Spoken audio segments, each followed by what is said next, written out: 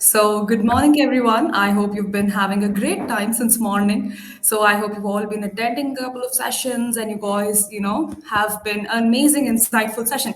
So, it's time for us to start today's session, which is all about, the future of work, which is AI, digitization, and changing nature of work. So, nevertheless, I'll quickly introduce myself. So, my name is Prakriti Ramachandra. I work as a key account manager at My Captain. So, here I take this pleasurable opportunity to host this session today and go ahead with our session chief curator. I shall be giving her introduction very quickly soon. So before that, just having a quick discussion about the topic that we have today. So as nicely pointed out by the PwC, disruptive innovations are creating new industries and business models and destroying the old ones. So new technologies like data analytics powered by analytics declared as the coolest job in the 21st century, and social networks have a huge impact on people communication, collaboration, and work. So now technology today has become the backbone of design, more meaningfully human interaction, to be in terms of friendly, chat box, interpreting the feedbacks, trending, gamified, or maybe, the learning and development and much more and whatnot. As the generation collides, the workforce becomes diverse, right? And people work longer. Traditional career models may soon be the thing of past, right? So many of the roles in job titles for tomorrow will be the ones we've not even thought yet. So how are these developments going to affect the talents in the business and will be the ones we've not thought about it yet, right? So here's why we're here, starting up to understand what are the changes and what are the HR changes and how are they going to be resulting in the industry and the future of work. So I take this possible pleasurable, time to introduce our guest and today's speaker, who is Saakshi Saxena. So she is an HR professional with 18 years of experience with British American Tobacco and Microsoft. So she has led and delivered roles across various aspects in HR. So hands down to that. So in tech field, FMCG space, including organization development, talent management, greenfield business setup, mergers and acquisitions, and digital transformation, changes in management. So her current role is total reward space across Asia, leading a wonderful team of beneficial specialists, curating experiences powered by Microsoft employees and empowering the world and creating the exceptional place to work. So what drives her every day is the passion to do something to create the impact. So the impact that we all work for when we get up, every day morning, the impact that we want to go and create outside. So outside the professional world, she is interested in traveling, reading, and spending time with her family. So who better than her to talk about today's topic, right? So let's welcome Sakshi with a huge round of applause, guys. Yes. So as we begin Hi, the session, Prakriti.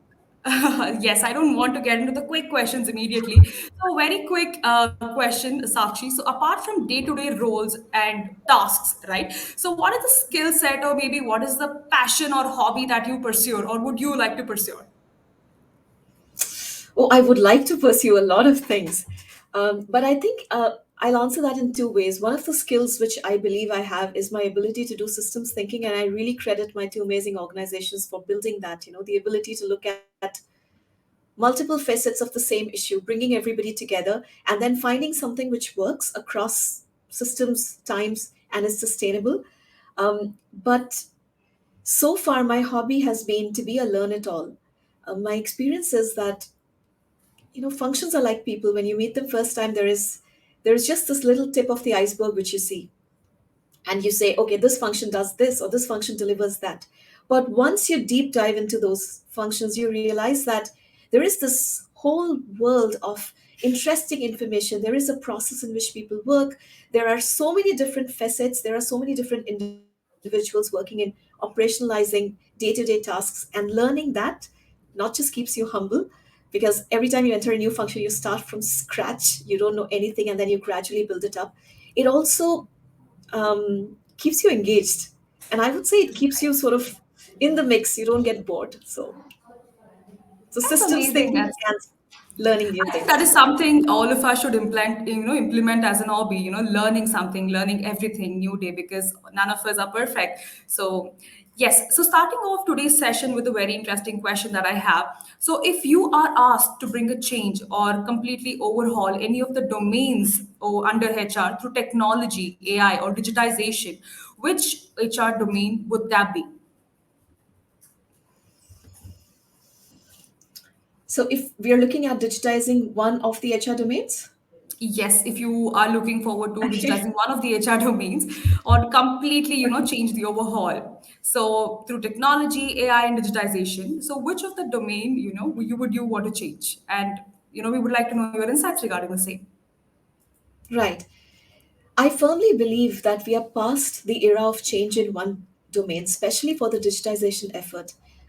One of the things which Microsoft does really well now, as our culture has evolved, is to believe in one Microsoft, which basically means that your ability to work together and make the biggest idea believable and ultimately achievable is something which we specialize in. And from there, we get into the one HR mindset, which also means that if every function is connected, we will grow together. When we were leading digital transformation for Asia and implementing HR, the success factors for organization, one of the most important and amazing discoveries was how complex the overall navigation and systems are. And the only way to navigate this whole process is to define a critical path and bringing it all together. I often hear about organizations saying that if we bring in technology, it's going to solve our problems. And I just I just feel that bringing technology in is one part, but the ability to first identify what is the purpose that we're going towards, identifying the critical path for it, and then bringing in technology which supports the vision and purpose for which you're bringing it in is probably the way to go about. Let me take an example for this. So I'll take a very, very simple process, and I smile because it sounds really simple. We basically, and I'm talking about hiring. So you give an offer to an individual, and then the person joins it. So it's like a two statement thing, right? But when you identify as to how this is working in, and you define a purpose to it. So the purpose was when we were implementing this whole success factors initiative across Asia, and we were amongst the pilot. How does an individual experience day one? Does it come seamlessly or how complex it is? We realize there are actually 11 different functions who step in to make this happen. The GTA team, Right. which actually gives the offer, makes sure that the person joins in and sort of closes out the date. The hiring manager, who's going to be welcoming the individual, just sharing a few things, getting into the one on one. HR services team, which sets up the payroll, the benefits team, which would help with setup of, and actually for benefits, we have multiple vendors. So different vendors are going to help you set up your benefits and choose your perks. The HR consulting team, which helps us with the new employee orientation program. And then comes like all of the other functions, the IT team, which brings the laptop, makes sure it's working, RENF team to give you the badge. And Right. eventually there is a Right. global team which sends the swag bag. So coordinating all of this is one task, but if you do not identify the critical path on how this process is going to happen, it would be very difficult to deliver the actual employee experience. And I say that, and that's the reason digitization has to happen all up. Maybe you define processes rather than functions, but it has to be done as per process rather than a function because it's that systems process. So even if whichever is the weakest link, you're going to see a break there. But I'm going to come to the second part. So there is the purpose and the critical path, and then there is the technology piece. But the third and final piece is whether everybody who's engaged in creating this experience has the same idea and has the same sort of connection with the day one experience. Do people believe that this is how an employee should be welcomed and this is how we're going to make day one a success? So, a very short answer to your question, I think across HR domains, if you're leading the digitization effort, it has to happen across the process value chain rather than a specific function. That's wonderful, wherein you say that it's not just one person but the overall team that needs to get into change. That's a great insight. So now understanding now when we discuss about future of work, it itself is a pressurizing topic to discuss across the industry because some take it in a good manner and some do not, right? So what does future of work mean to you? So from your perspective, who are the core pillars of the organization? So when they are designing to the future of the work, like if who should be ideally the people who are the core people in the organization who should be designing the future of work, and what are your perspectives regarding the same? I find this topic very intriguing and really interesting. And as I was attending the keynote session today, it was It was so wonderful to hear, Krish. And I feel like this is the first time across industries, across the world, we are all actually standing in the future of work. I mean, we are really living in the era and where we are all dealing with the same issues, because what has happened in the last 3 years has been a very unique phenomena, which it has impacted every organization, it has impacted every country, and it has impacted everything which is going to redefine the way we function. So, in terms of future of work, the few things that I've learned is one, the future is hybrid. I mean, there is no going back from the space. We have landed in the hybrid workspace, and this is where things are going to be. I was looking at the different studies which are being done on how people are dealing with it, and as much as we can say that things are working, not working, eventually we will all have to adhere to an organization which can cater to different requirements of individuals. So, level one, when you're designing future of work, just accept that future is going to be hybrid. Level two, um, I think the whole construct of change agility. So, if you look at some of the reports, and I think Krish also mentioned some of them. So, if you look at the McKinsey Work Report, or the way World Economic Forum is looking at how the world is going to be, 96% of C-suite respondents are planning on an org redesign which is focused on productivity. So the traditional structures of team are going to be changing. There is going to be a way in which the org would restructure. The skills are going to be hence enhanced. So our ability to learn, to have the right growth mindset, not just for ourselves, but to find processes and systems which can institutionalize that growth mindset in our organizations is going to be really critical as HR professionals. And finally, um, finally, I think there are there are multiple perspectives on this, but I'm going to focus only on a few. What we've learned in Microsoft is that the need to invest in managers so that we can constantly generate consistent clarity for organizations, for teams, and for individuals is going to be very critical. Hmm. Right. It's our ability to translate strategy, not just from a words perspective. How do we make sure that those words have meanings? Those meanings are linked to people's own value system, their own purpose, and how is that linked to OKRs and the work we do every day, tying in well-being, health, things that matter to create sort of long-term engagement, retention, and talent attraction strategy is going to be really critical. So, in short, how would you design a workplace which is geared up for future of work? I think we've all done a fairly good job of it, and we are pretty much standing in the future of work. But level one, the acceptance that future is going to be hybrid, irrespective of what industry we are in, what business we are supporting, which country we are part of, and what is the talent profile that we are looking at. We will have to accept that it would have to be a combination, and things will have to, it's never going to go back to the old setup. The second part is our ability to manage change and build it as a muscle in the organization. And finally, investing in managers so that we would be able to generate consistent clarity for every organization, for every team, and for every individual. I think would be a good start to creating and redefining how we look at work and a future workplace.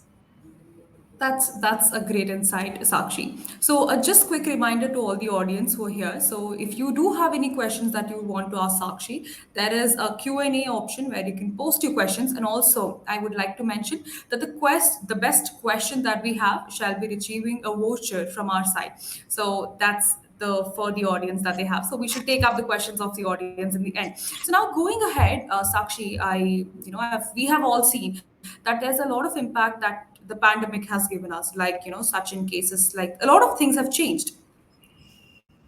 Yes.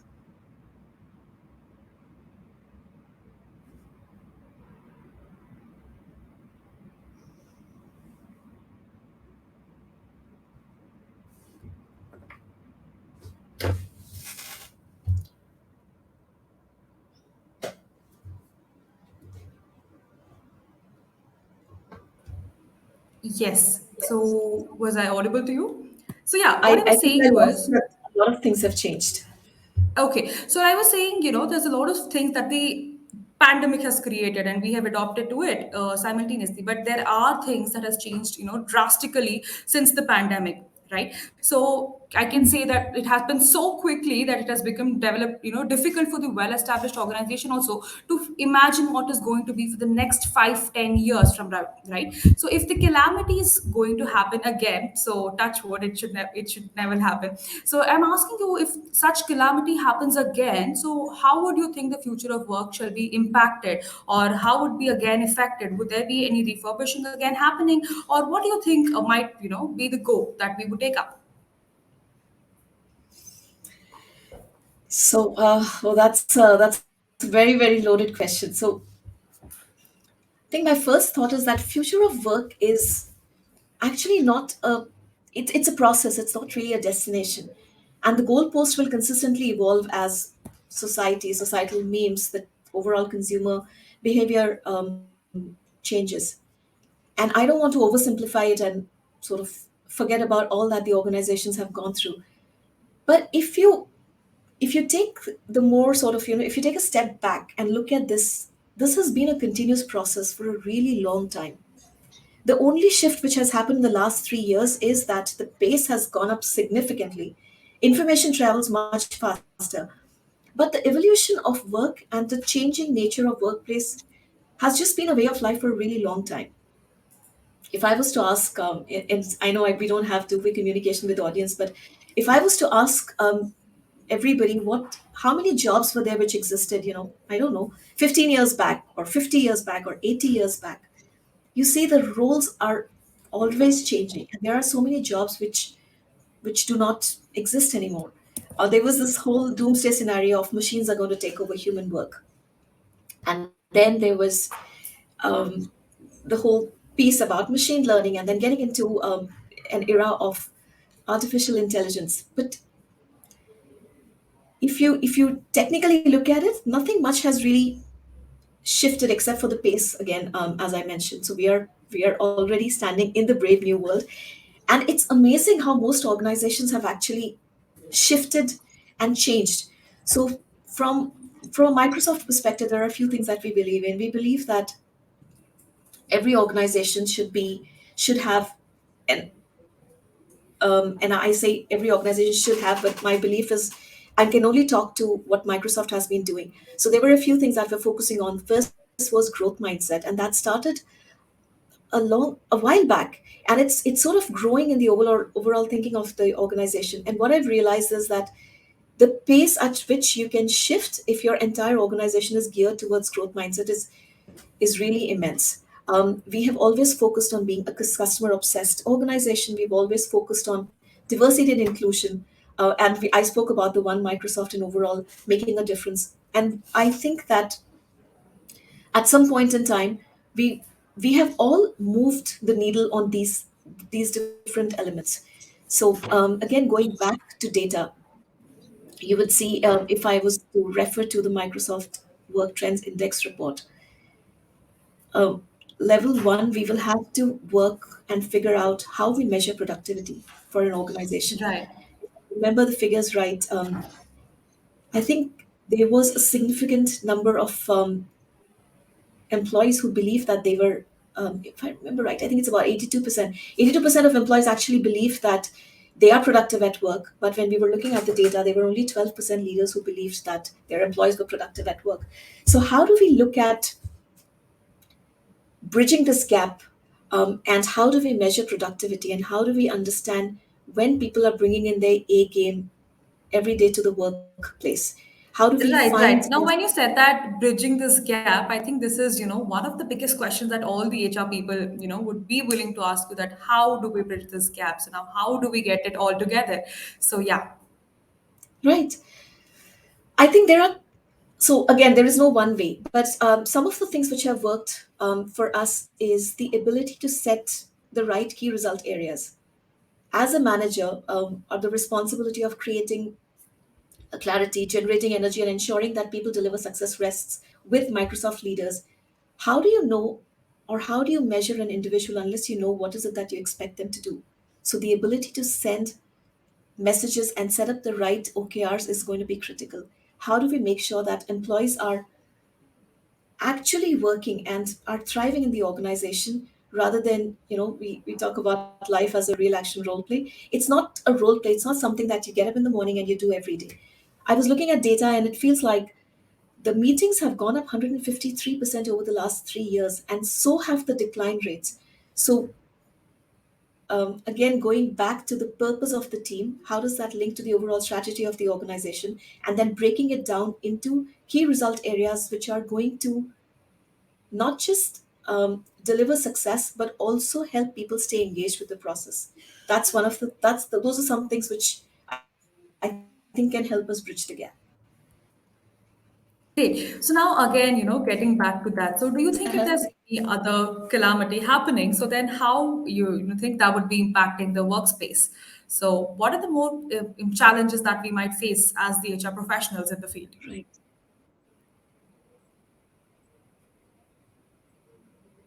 Yeah. And I think the ability to re-recruit and reskill your team is going to be the second critical element. I'm remembering there are two elements of a job. It's called the agility with which the ability which you bring into the job and the agility with which you change. So if you look at the talent trends and how Conferry is looking at overall employee engagement and how the talent market is going to look like, some of the things which are very unique is that you have a lot of boomerang talent. You have people who are Right. just joining back their organizations. And there is a lot of focus on internal mobility. So how would you prepare for another calamity?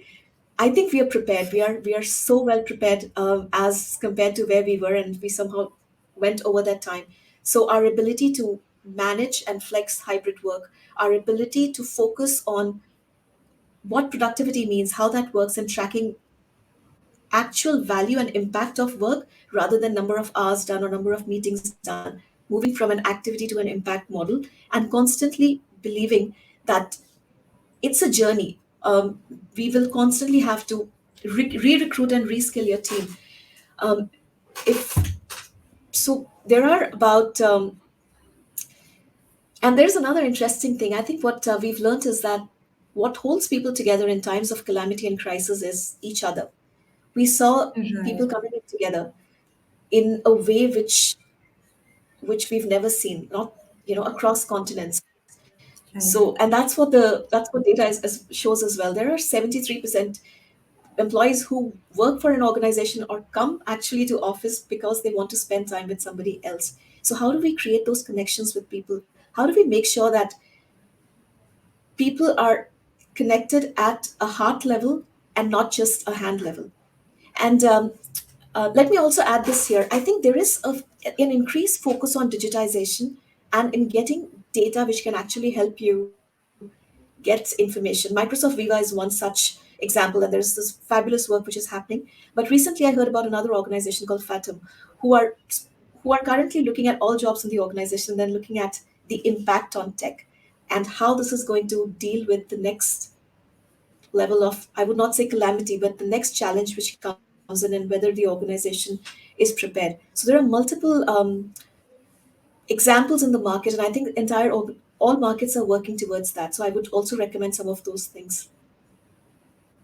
Right, right. So as you said, the employee engagement and all of that, has increased and in a way that we could never expect. So now, coming to the same thing. So if I say offices, have recreational areas where they provide the informal platform for the employees to collaborate and connect in a better way. Right. So now in the hybrid workspace model, so what do you think are the new ways that could help or could help us enhance the collaboration? So are we somehow taking the help of AI, the digitization to enhance it?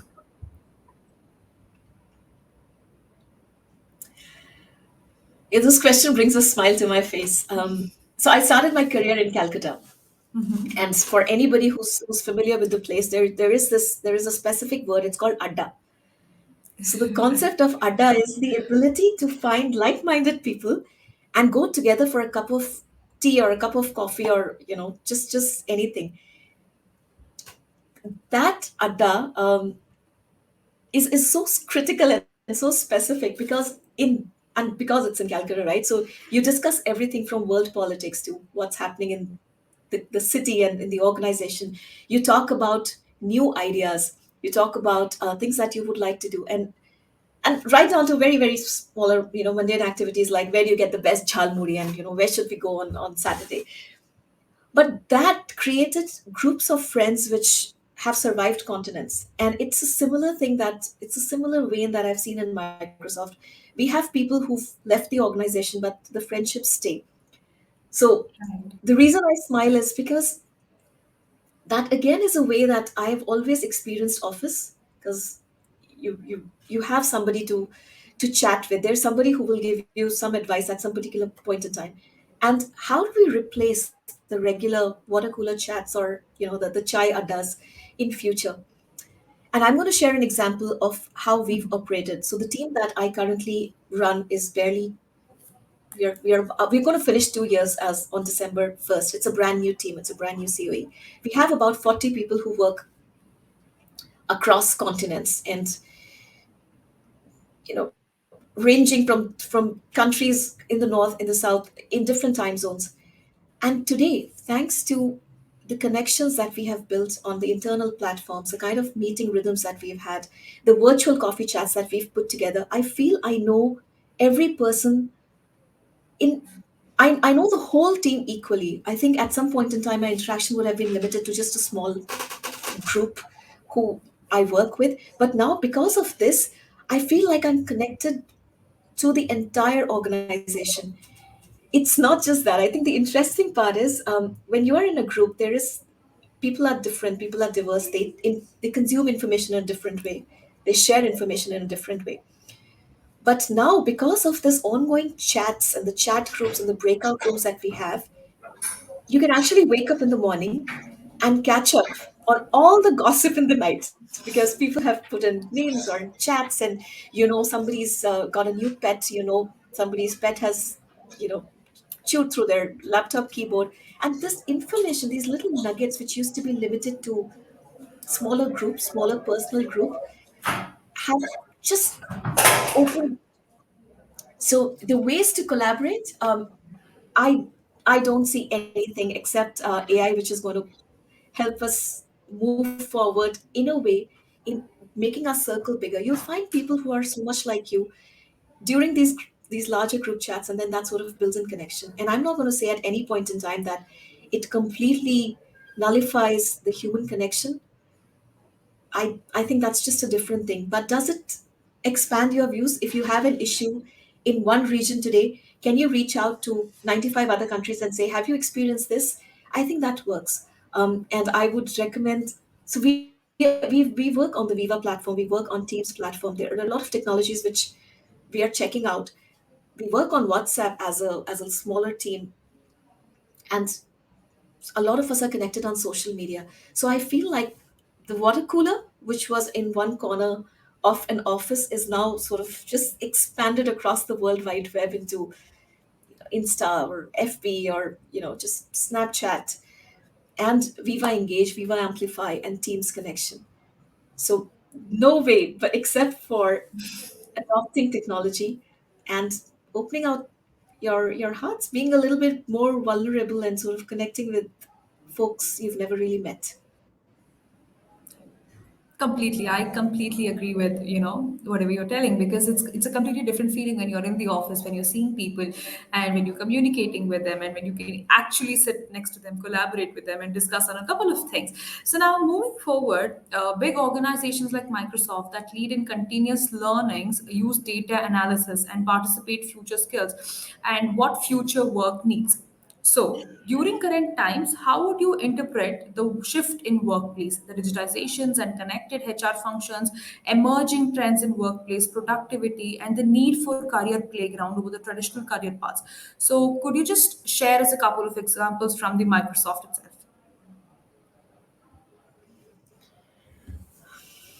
Um, Again, I have a slightly different point of view on this. I think traditional career paths have always been skill based, and like we've been hearing, I think the entire day, there is this whole move wherein people want something different. People want something bigger. People want to experience themselves and sort of challenge themselves in the way that has not been done before. So the linear model of career does not exist anymore. But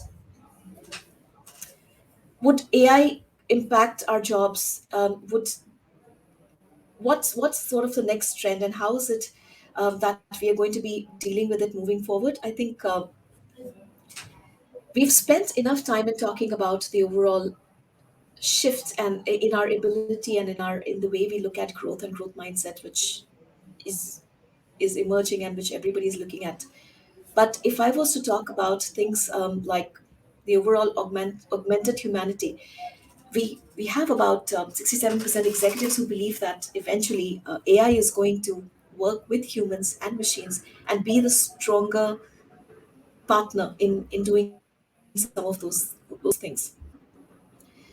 So what is it that we would like to give to people? I would go back to, there are retention indicators which are really, really critical, and there are things that we may not be prepared for going forward. So, how do we create a culture of consistent learning is through investing in people. If I was to take an example, I think a year back, and I really I want to salute the HR community for, and the business of course, but the way HR led from the front when a pandemic actually hit. What we dealt with was something that nobody was ever prepared for. We've supported employees with home delivered meals because we knew that they were individuals who were living by themselves. We've planned for oxygen cylinders. We've coordinated beds with insurance teams. We've done things which none of us knew, were prepared for, or knew how to do. We didn't have the time to learn and prepare for it. People have worked round the clock to just make it happen. And the only reason we could Absolutely. it was a really difficult time, so I do want to acknowledge that. And every time I think about it, it still gives me goosebumps because I think the kind of support and the kind of just initiative which came into that in that period was something I have never experienced in such a large quantum in a short period of time. But the reason we were able to do it was because all of us had like a shared connection. There was a willingness to do what it takes and collectively fight with something which was completely unexpected. Teams were managing their families, they were managing online school, and they were managing work at at a level that nobody had ever expected it. And that happened, right? So it just, my belief is that as long as our investment in people, purpose, values, and our ability to constantly grow continues, we would keep seeing AI be part of our everyday work without being a threat, but something which helps us move up the value chain. This is going to become um, something which propels us forward, which does things that have to be done. Like we don't have to do data crunching because somebody's going to crunch that data for us. But we would be in a position to move up and actually decide how do we choose to manage that data? How do we move towards a stronger strategic orientation? And how do we plan our work and our life more impactfully? So, and the career playground thing is something which I've always believed in. So there was a survey by Vanti which they spoke to about 6,100 workers across, and a very unique perspective came out. They said 71% people would actually pass over a promotion to protect their own happiness, and that led to this whole storyline that the peak of your career is probably not always at the top. I'm seeing some of the most amazing human resources professionals who've decided to take a break. There are people who are picking up projects which they find interesting. I see a lot of shifts which are happening within the organizations. We see that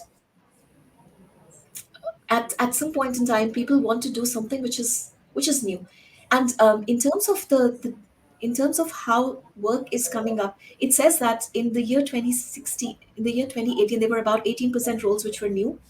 In the year 2022, there would be 27% roles which are brand new.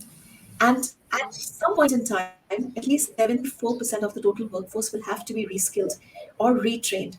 So that just makes the traditional model, unless a traditional model of work, unless you are a very skill intensive professional, and I'm talking about people who are like, the wine sommeliers, or people who are fragrance specialists, who just, or even somebody who really believes in going in deep, your ability to sort of move across is something which keeps you engaged, and it helps you thrive. So Right. I feel that the future of workforce, and I really enjoyed the conversation today, because we were talking about the workplace, and then we are talking about the workforce. And the fact is that it's the change in workforce which is gradually driving the change in the workplace. And as HR professionals, our role would just be to make sure that we are able to create a workplace which works for this very, very diverse True. workforce that It's we just, have. yes. It's just far beyond than organizing and engaging. So HR is completely, I can say, the backbone of the organization in such aspects. Yes, yeah. So millennials want to come to work. Gen Zs want to work from home. There are people who want to do part time. But what this is doing is it's just opening out this humongous talent pool. So say at some point in time there was an individual who was working, who was physically bound to Gurgaon and would not be able to move to Bangalore. This is the time to hire them. You might have people who live in one part of the city and are not willing to travel for 2 hours, 3 hours, longer. And now you can actually offer the opportunity for them to work part time. So this scope of our talent, the kind of people who are going to be coming in, is just going to keep increasing, and that gives everybody the chance to explore. What if the function or the role that you took is interesting, but what if you want to explore something new? So just play around, find what works, and enjoy the work, because it's going to stay with us for a while. Yeah. True, true. So yes, so now quickly we should take some of our questions that has been posted by our viewers. So we have first question from Atma Godara. So he's asking, what is your viewpoint on flexi benefits? On flexi benefits. Yes, on flexi benefits. Oh, my viewpoint is that they should be flexible. And from a benefits perspective, and it's still a growing field. I think there was a time when benefits was a static setup of negotiated conversations and negotiated contracts, which sort of stayed with the organization for a really long time. But looking at the fact that diversity and inclusion is becoming existential, and you have people across the value chain in terms of age, skill sets, the way they want to operate their life, the flexible benefits framework actually really helps you design benefits which cater to individual needs. And that's one of the things that we as an international benefits team really, really believe in. And across, I have counterparts working in Americas and in EMEA. And what we try to do is to make sure that we are able to create pockets and bouquets of offerings which actually works. And then how do you, and after, but the critical part is, after you've done flex benefits, it is very important to go back to data and check if whatever you've done is actually working, whether your employees are utilizing everything that you've put so much effort and heart into building, and whether that utilization is best in the current things that you have, or whether it can move to something else.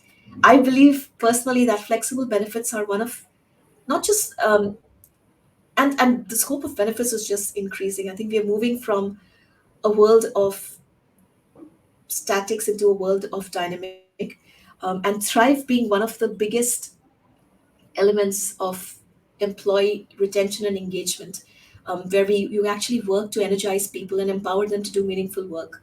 You also have to empower them with the right offering on benefits.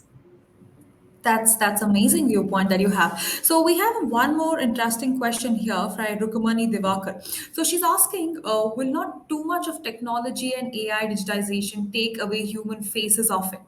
Given this, how would empathy and emotion sustain at workplace? So what are your viewpoints regarding this?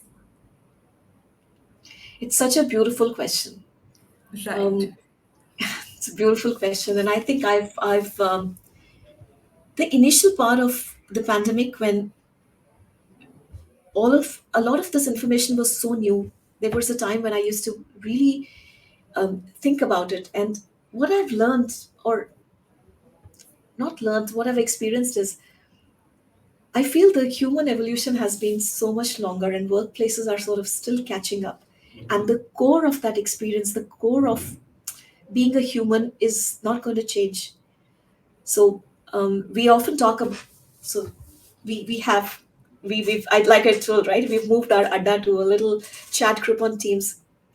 And when we talk about the 5 Ps of employee engagement, actually it's less about engagement, it's more about the way you are able to bring the best out of every individual. We talk about the pay, perks, people, pride and purpose. You would be amazed to look at the structured data which is collected by 5 different consulting organizations, which talk about the fact that purpose, culture, and company stance is becoming more and more critical. There's a large group. So BCG has this report called the, decoding the global talent, and they talk about the fact that 75% employees say that if their company has a sense of purpose, they are more likely to work for it.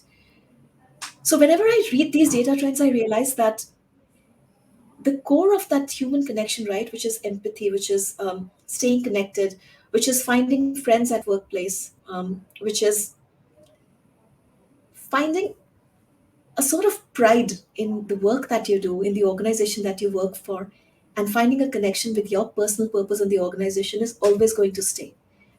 It and irrespective of how digitized we get, we would still stay humans, as is evident in all that has been achieved in the last 3 years. But it's also pertinent that we are able to use this digitization to our advantage. What is it that we are doing with data?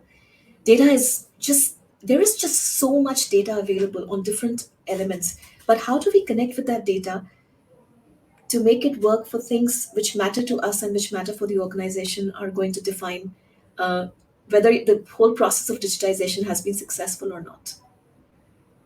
Does that Right. make sense? Absolutely, absolutely, it does. So, a very insightful thought that you have, you are flexible, that's why, hands down, you're the best, and you are here today with us. So, I have the next question from Parveshwari. It's a very interesting question as well. So, she's asking, what do you think is critical to the success of HR team in an organization? Oh, that is a loaded question. A So I'm going massive to one. answer it. I'm going to answer it in 2 ways. I think really early in my career, and I've been really fortunate to work with really amazing leaders.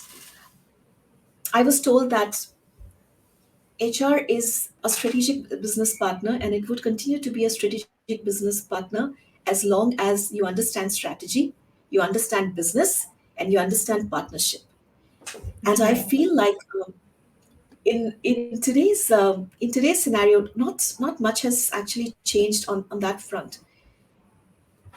It's for an HR professional, the ability to understand business, to understand financials, and understand how we will create value is always going to be one of the most critical takeaways. And what has changed in the last few years is that strategic partnership has extended across HR COEs. It's not sitting in a particular domain. Let Right. me give you an example. Yeah, there is an increased need of business acumen in every function. So, whichever function you represent, and I know that of all people who are currently in the meeting, you're going to find connections with this. You will always have to do the tightrope walk between what business wants, what business needs, and what is the org culture and actual priority that HR is focusing on. So, as a talent acquisition professional, before you push and sort of take approvals for a higher cost per hire, saying this is the only way to get things done, as an HR business partner, before you think about the one-time retention bonus which is going to hold your employee back and think that's the only solution, and as a benefits or a total rewards professional, before you decide that here is this one benefit which is going to drive retention, you will also have to put on your business hat and think whether this is something which is sustainable. Is this something which is going to hold the test of time even after you've gone? And is this the only way? Or are we looking at a short term bandit on a long term bleeding problem, or are we actually Right. creating a problem that somebody else will have to resolve at some point in time? So, from an HR perspective, irrespective of what function you represent and what you do, level one, make sure that you understand the business strategy and you're able to connect it with the mission or the focus areas that your particular function has on how it ties. And second, I think I love what Krish said. As an HR professional, you don't have a choice. You are responsible for your growth mindset, and you're responsible for the growth mindset of your entire organization. So make sure that you are in a place and in a mind space where you're able to invest in yourself, find yourself both functional expertise, a lot of empathy, a lot of health based things like pour into yourself before you start pouring out into the organization, and just stay strong on all elements of health. Um, you know I wouldn't say spirituality, but something which sort of gives you peace, whether it's an app or things, and stay curious. Yes, staying curious is the key, I think, to master everything, to learn, to be a learner, which we started the session with. Right. So there's one more interesting question amid all this AI taking over. So there is Arun Das asking, organizations moving to hybrid mode, how AI and digitization helps to create successful hybrid organization. That is one of the part. So his second part asks us, what are the changes required in the existing systems to adopt for the AI?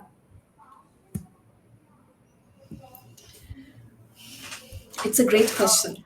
uh, and this might need multiple layers of actually peeling this. But let me try to go back to some of the things that we've spoken about. Mm, so So, there are, so should right. So, should there be any kind of changes that we need to get in so that we could, learn the existing AI system or to adopt it? So, because it's taking a couple of time for all the people to adjust to the AI and all the technology after everything that's happened and we've gone through.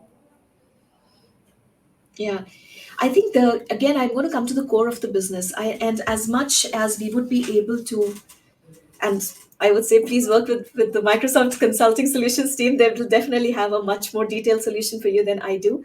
But from business perspective, I think the ability to identify what elements of your business need to be digitized for it to achieve whatever you are doing in terms of the core revenue model and what you're delivering. But the elements where you definitely can look at the whole digitization process is when it comes to things like employee learning, employee engagement, overall insights, when it comes to identifying what are the goals that we are working towards, and in terms of ensuring that your organization has systems which can help an employee work from wherever they are needed to, as long as they're delivering impact. So, setting up a workplace which is geared up for challenges. And I'm going to take an example here. We used to have at some point in time in an organization, we used to have a specific tool for applying for leave, and that tool used to work only on a LAN connection. So if you are an organization which believes in the culture of flexibility and where people can actually take time off to recharge and recoup, you might have to create a system where an employee can apply for leave from anywhere in the world. So the reason I took a step back is there is no one size fits all. There is a very, very customized approach to how you're looking at. I mean, what exactly are you looking to deliver? And what are the challenges and what are the experiences that you want to enable for your employees? And hence, what is the technology which is going to work? But I can tell you for sure, the one thing which is always going to be consistent is the change management process. Because getting people to shift to a new process, system, technology is interesting. So thanks to COVID, I think there has been a slight move there. But your ability to influence stakeholders, the right stakeholders, and work with business leaders to initiate and land any change that you're bringing in is going to be critical, irrespective of how great the technology is. If your organization is not ready for it, and if your change management process is not right, it's not going to work. True. So I think, people are moving or the HRs are moving or becoming the technology driven HRs for meeting the skyrocket aspiration of the Gen Zs that we have.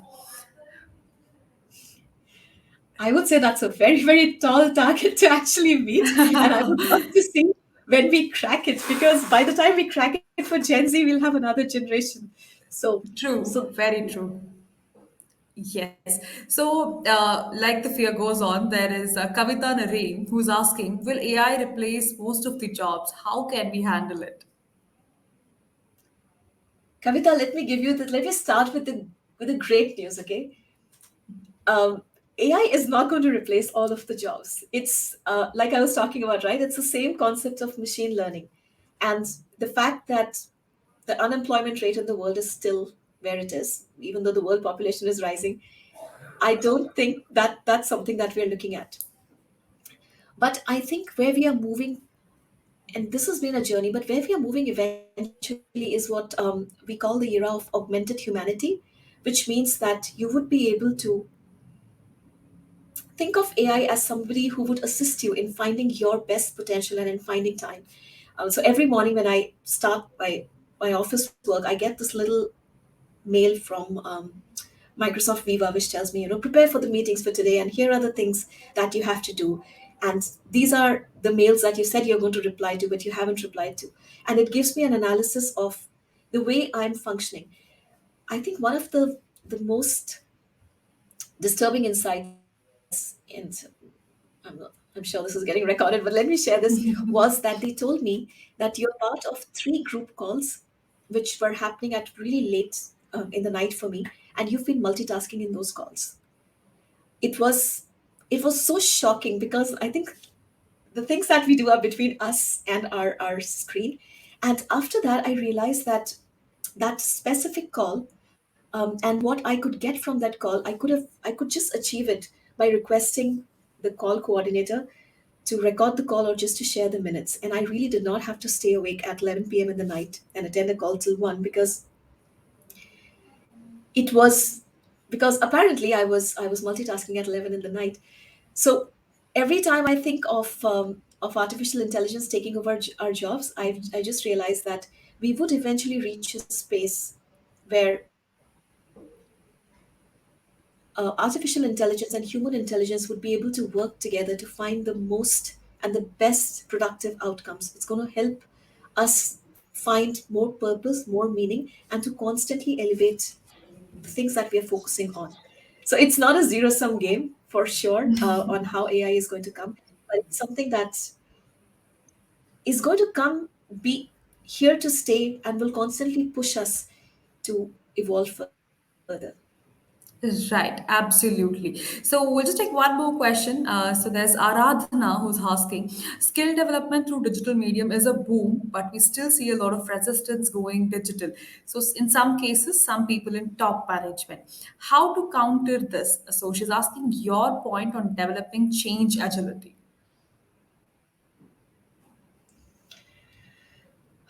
I'm going to say this very, very openly here. The ability to change an organization and the best intentions to do this are going to fail if your top management does not understand the criticality of it and is not committed to make it happen. When we learn the change management framework, if you look at how ProSci works, I think the most critical elements of leading any change process is the sponsor and the top management, because adoption actually comes from top, irrespective of. And yes, it's a team effort and everybody sort of works together on it, and you would find different pockets of influencers who are going to be getting and sort of sorting it out. But unless there is sponsorship from the top, unless there is a belief that this is something which is moving forward in the strategic direction of business, change is not going to land. But otherwise, uh, once you've influenced and convinced your top management and you have your business leader standing next to you as you run these sessions, I would say find level one, find your change network, find those who you know are going to be part of this initiative and who would be willing to work with you. And then find the what I call connectors. Organizations have, and especially diverse organizations, there's just so much beauty in the way people operate. There is there are these folks who are called connectors, because not only are they very enthused about changes, they're also the people who are connected with a really large group of people. um, in the change parlance, we call them nodes, and it just works like how an IT infrastructure network would work. You find those nodes in different teams and in different countries if you're landing change across, and then you Right. work with them to influence the final outcome. Absolutely. So, this one more last interesting question, which I don't want to miss on. So, Atma Godara is asking, is HR the driver or the facilitator in any organization? So, what are your viewpoints on the same? Atma has a way with words, but I would say that, um, and maybe it's me, and maybe it's. I just feel that there would never be a single answer to these things. It depends on the situation. There are things which you would drive. If there is a need for driving culture change, you would drive that entire change. If there is a need for ensuring that there is absolute change management which goes from top to bottom, then you would be a facilitator. If there is a need to push your leadership team and to bring them to specific learning opportunities in terms of coaching, then you would again be a facilitator. But both these roles are going to exist together, because even to facilitate, you will have to drive a certain agenda, build a certain agenda. So I feel that the most critical skill for an HR professional is the ability to influence for impact. It's not it's moved from stakeholder management to actually influencing for impact and an outcome. And I would say if you have to choose just one, then be an influencer, because you would be able to achieve anything that you are driving towards. Yes, definitely.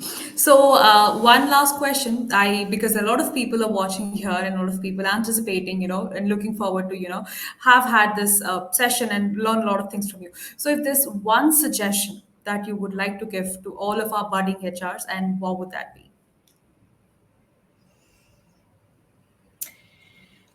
So I'm going to keep it really short because I know we are a bit short on time. I would say, actually, it's two things. I think the first is, I call it, and my team knows this really well. I call it WWD, WWD. At all points in time, before you take up an initiative, or you can call it WWD square for the ones who are more numbers savvy. Your ability to find and fine tune why we are doing what we are doing is the first step in identifying purpose for yourself and everybody else that you work with, including your teams and your business stakeholders. So, at all points in time, if there is one principle which has helped me in good stead across functions, it's identifying why we do what we do. And the second message is something which Oprah said and which I really believe: you will never be able to lead a brave life without disappointing few people. So just go ahead and kick that ball out of the park, because as an HR professional, you will constantly keep getting new balls and you'll have to use the same intensity to kick each of them right out of the park where they belong. Absolutely. So yes, so Shriyansh asking us to give us our best smiles. So yes, so without I've Our best had what? the yes. Am I audible? Yes. Yes, yes. So I can say I've had the best 1 hours in my entire day, and this has made my day having a conversation with you, with such an eminent person who has various thoughts about different fields and different ideologies. So the one thing that I really, really like and admire about you is you're not fixed about one particular thing. You're so flexible, and your ideas and ideologies are really, really empowering. So thank you, Sakshi, for being with us today here and spending your time with us. And on behalf of the entire NHRD team, I would like to thank for sparing your time and having this wonderful conversation with me. So I would also like to thank all the participants who've been a part, who have been active members, showering us with a lot of emojis here and a lot of questions and interesting conversation that we've had. So thank you all once again. Thank you for being here. There are booths that you can visit and there are polls that is created. You can participate. So I would request all of you for your active participation participation. So with that, I would like to close the session for the day. Thank you so much, everyone.